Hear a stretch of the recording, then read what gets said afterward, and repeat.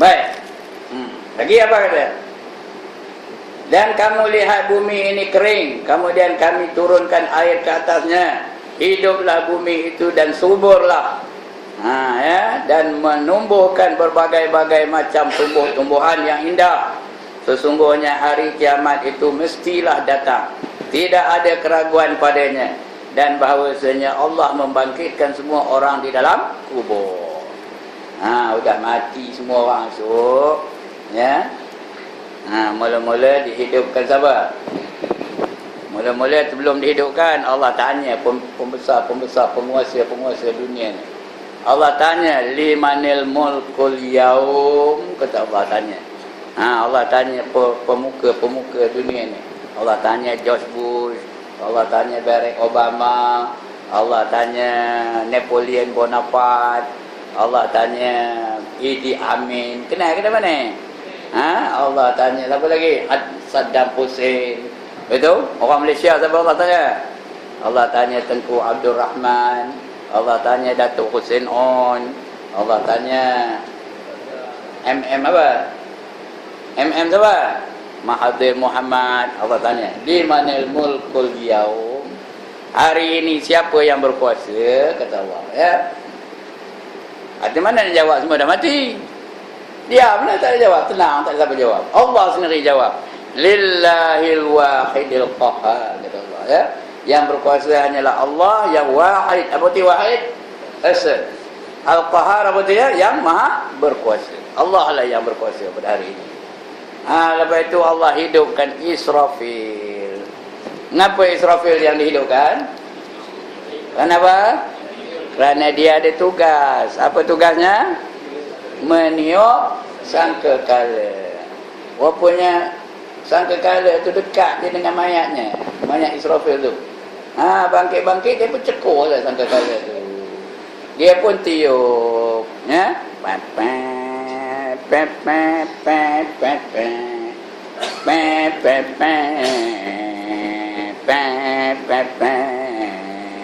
Kita pernah dengar kan ni?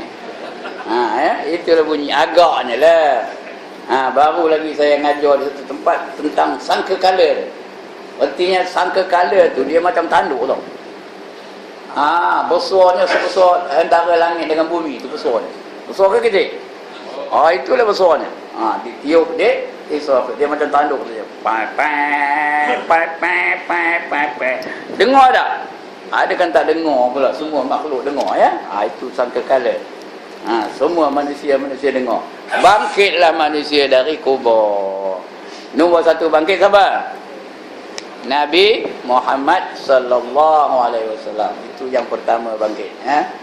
Lepas itu baru yang lain-lain. Cuma bangkitnya tu tak semesti rupa dia di dalam dunia ni dulu. Itu dia. Ayat ini mengandungi dalil yang jelas membuktikan kekuasaan Allah dalam menghidupkan kembali yang telah mati. Semua akan dihidup kembali. Di mana dalil itu dapat menghilangkan keraguan, kekeliruan tentang kebangkitan kembali di hari kiamat. Iaitu yang pertama, ayat tadi menunjukkan kekuasaan Allah menciptakan makhluk. Dan penciptaan manusia adalah daripada zat tanah yang tidak kelihatan sedikit pun tanda-tanda hidup. Tanah tu mana ada nampak hidupnya. Tapi Allah jadikan tanah tu manusia. Nabi Adam daripada tanah. Jadi hidup Nabi Adam tu ya. Daripada tanah yang mati. Itu dia kata wa kuntum amwata, kata Allah. Mula-mula kamu tu mula-mulanya amwata, mati. Tanah tu bila boleh hidupnya. Tapi Allah jadikan tanah tu manusia boleh hidup lepas itu. Dalil yang kedua, ayat tadi juga menjelaskan kekuasaan Allah menciptakan manusia daripada suatu proses kepada proses lain yang ternyata berlainan. Proses kejadian manusia bermula daripada titisan air mani kepada segumpal darah, kemudian kepada segumpal daging, kemudian dibukakan pendengaran dan penglihatan, diperlengkapkan dengan panca indera dan kekuatan, tulang temulang, urat saraf dan lain-lain. Kemudian disempurnakan penciptaannya hingga lahirlah manusia dalam bentuk dan rupa paras yang sebaik-baiknya. Seperti firman Allah, laqad khalaqnal insana fi ahsani taqwim, kata Allah ya. Ya, sesungguhnya kami telah menciptakan manusia dalam sebaik-baik penciptaan. Manusia ni cipta baik benar ya. Elok benar. Paling cantik ciptaan Allah ialah manusia. Walaupun kita ketahui ada juga makhluk-makhluk yang lain tu yang cantik, seperti burung merak tu cantik, rama tu cantik ya, bunga-bungaan tu cantik, tapi tak sempurna macam manusia. Manusia tu kecantikannya sangat sempurna ya. Dijadikannya hidung dekat dengan mulut ya. Ngapa hidung tu dekat dengan mulut? Ngapa hidung tu dekat dengan mulut? Apa salahnya hidung dekat punggung? Kalau di punggung lah hidung tu macam? Allah, tercium bau apa? Itu je 24 jam. Tidur tercium dia, makan tercium dia, dalam pejabat tercium dia, di rumah terciumkan dia. Apa cium? Bau tahi aje lah. Punggung tempat tahi. Tapi letak dia dekat mulut. Ya, tak ada, cium elok aja baunya. Kemudian apa guna hidung tu? Sebagai custom untuk makanan. Bila nak makan, okey kata hidung, ngap masuk mulut. Okey kata hidung, ngap masuk mulut. Okey kata hidung, ngap masuk mulut. Bau tahi kata hidung macam, campak. Automatik tu, tak payah apa. Kalau basi, tercium tak bau basi? Tercium, campak ya. Itu gunanya hidung dekat dengan mulut. Ya. Itu tanda kebesaran Allah Ta'ala. Cuba kalau ciptanya dekat punggung, macam mana nak makan? Okey, tengok punggung tu. Okey, kata hidung tu. Baru masuk. Okey, kata hidung. Tapi bila pernah mengatakan okey, pun dekat dengan punggung. Bau tahi ajalah. Ya. Jadi bila jauh baru dia ngata okey. Kemudian, elok pula lubang ni tu ngalir ke bawah. Kalau sampai terbalik macam? Hidung tu terbalik. Macam mana lubang ni kata ke betul? Macam mana? Macam mana tuan-tuan datang naik motor hari hujan macam mana? Ya. Kan kena pakai wiper pula. Teruk ke? Itu dia. Bunyi macam melawak. Tapi betul ke tak? Betul. Ya, itulah dia kekuasaan Allah Ta'ala. Sebab Allah cabar manusia. Wa fi anfusikum afala tubsirun. Dan dalam diri kamu itu, tidakkah kamu nampak kebesaran Allah Ta'ala? Ya, dah saya sebut di sini ni. Ya, bahawa tiap-tiap satu kalau kita tak potong, kuku tak potong apa jadi? Panjang. Betul ke tak? Ada bangkangan. Rambut kalau tak potong apa jadi? Panjang. Janggut kalau tak potong macam? Panjang sampai ke lantai. Misal kalau tak potong macam? Panjang. Ya ke tak? Tapi mengapa bulu kenin hak itu je? Tengok bulu kenin saya ni, tengok. Ada panjang tak? Sejak tuan-tuan kenal saya ni sampai sekarang ni, ada tak panjang bulu kenin ni? Ini aja saya bukan pada potong bulu kenin ni, tak ada opini lah. Ngapa dia tak mau panjang? Ngapa? Nak jaga keselamatan manusia. Kalau sampainya panjang apa itu, macam mana agaknya? Saya nak bercakap pun payah. Kena suruh saya buat dulu. Assalamualaikum warahmatullahi wabarakatuh. Teruk ke ya? Tak tahu. Dia kalau kita cukur, dia tumbuh. Dia tumbuh tak saya cukur lepas ni kebalik. Cukur. Tumbuh tak? Tumbuh. Tapi sampai ke satu peringkat dia berhenti. Itu je. Tak boleh lebih dari itu. Begitu juga bulu mata. Dia tak boleh jadi panjang. Tapi janggut cuma tak cukur tu. Sahabat kita ni janggut panjang. Bersahabat? Kalau tak cukur, tak rebunting, dia boleh cukur. Nampak? Kalau biar tu boleh sampai ke lantai tak? Boleh benar sampai ke lantai. Nampak? Itulah dia kekuasaan, kesempurnaan, kecantikan manusia yang dijadikan oleh Allah Ta'ala. Lebih-lebih lagi Allah jadikan manusia ni dengan akal. Dia je yang ada akal ya. Ya. Jadi sebab itu manusia ni kejadian makhluk yang paling sempurna dibandingkan dengan makhluk-makhluk lain. Ya tak? Karena paling mulia, manusia lah yang paling mulia. Walaqad karramna bani Adam. Sesungguhnya kami hendak memuliakan anak Adam. wa hamalnahum fil barri wal bahr, dan kami beri mereka kenderaan di daratan dan di lautan. Wa razaqnahum minat thayyibat, dan kami beri mereka rezeki yang baik-baik. Manusia aja yang ada kenderaan, manusia aja rezekinya yang paling baik. Ya ke? Ada bantahan? Rimau ada naik kapal terbang? Ada lah, tapi dinaikkan. Ya, tapi dia ada bawa, ada pilot rimau. Ada rimau naik kancil. Ada rimau jadi driver lori, ada? Mana ada? Gajah ada jadi driver lori. Malahan gajah tu jadi kenderaan kepada manusia. Dikenderai oleh manusia. Yang ada kenderaan hanya manusia. Jin pun tak ada kenderaan. Jin dia terbang, apa yang ada kenderaan. Tapi manusia dia tengok kenderaannya. Ada motorkar, ada bas, ada kereta api, ada apa? Apa lagi? Ada kereta kuda. Ada kereta apa? Apa nama? Kapal selam yang tak mau nyelam kan? Itu manusia tu. Ya. Manusia je ada. Yang lain mana ada? Kemudian wa razaqnahum minat thayyibat, dan diberi mereka rezeki yang baik-baik.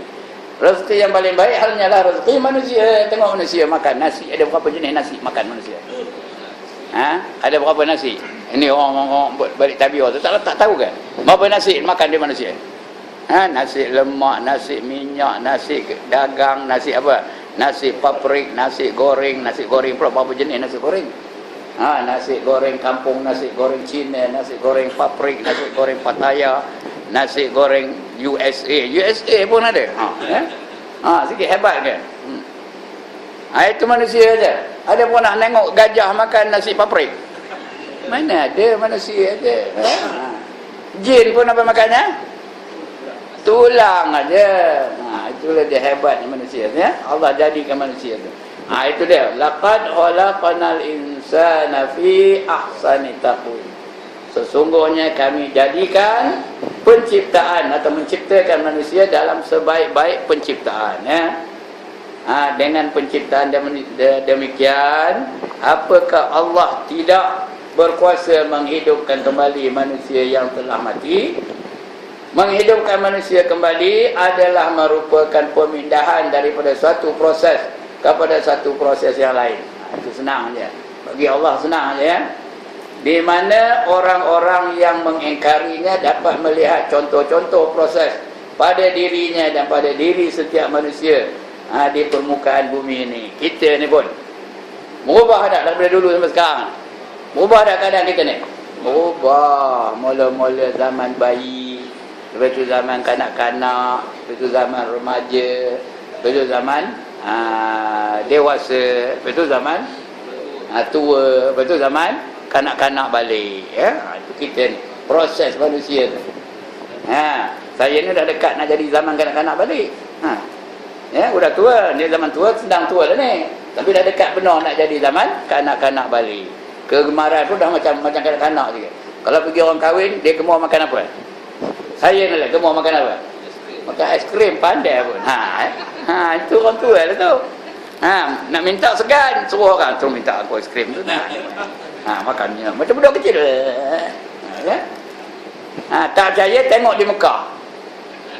Ramai ada orang minat aiskrim di Mekah. Tak ada malu pun. Dia ringan. Ada tak? Tanya orang sana, ada tak? Ya?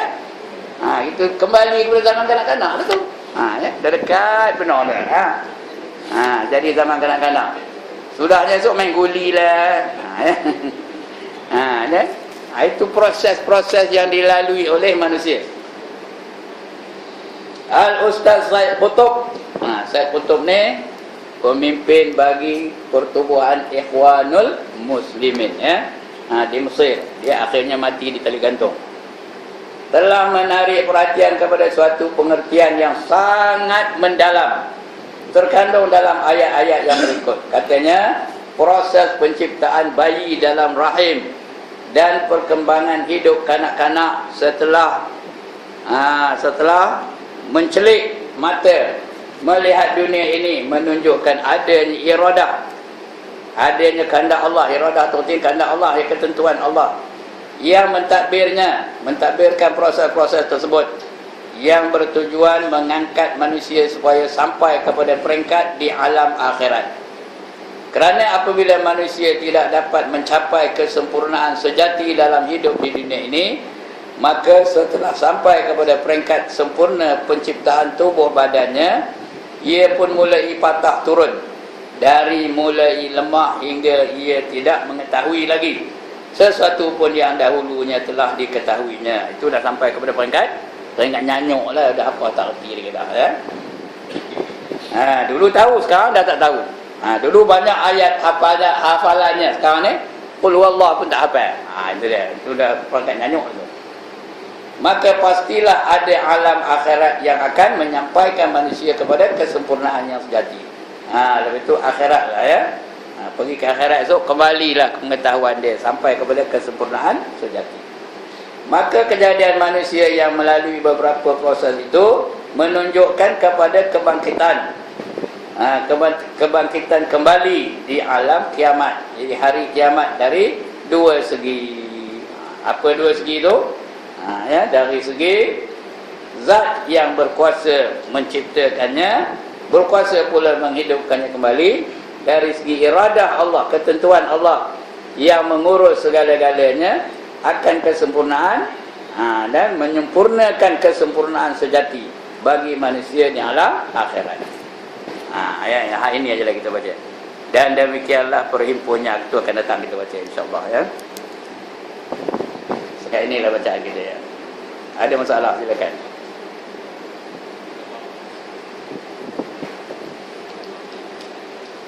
Tak ada? Oh, faham betul. Alhamdulillah. Anda betul dia mana? Asal dia ajar dapat. Asal dia ajar dapat. Itu mana yang mencari orang itu?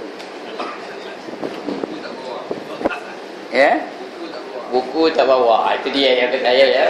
Saya nak ngabur itu tadi. Tapi segan ngabur. Saya dengar dalam YouTube ada seorang ustaz katakan, dalam majlis ilmu ni yang paling bingung ustaz dah katanya. Kenapa? Kerana dia seorang aja ada bukunya, yang lain semua pandai belakang. Tapi sini ramai lah, dia bukan seorang ya.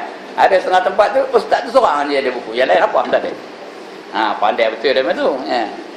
Okey, udahlah tu. Bukan nak berapik lagi.